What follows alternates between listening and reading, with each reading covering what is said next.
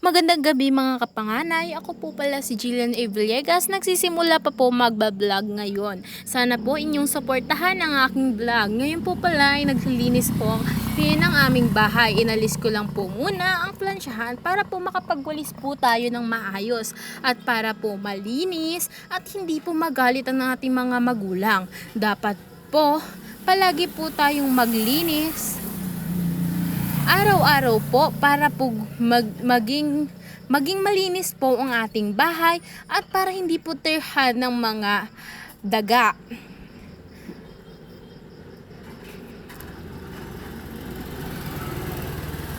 Po, nagsisimula pa po ako dyan.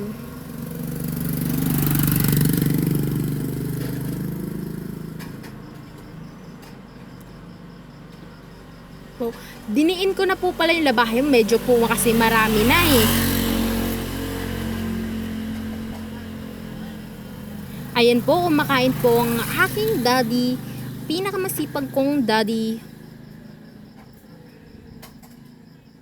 Naku, meron pa palang tambak na urungin sa likod, di ko na malayan. Pero yung kapatid ko na po yung gagawa dyan. Siya po kasi yung nagbibideo sa akin. Gusto niya po paurungan sa akin yung pinggan para po wala na siyang magawang gawain.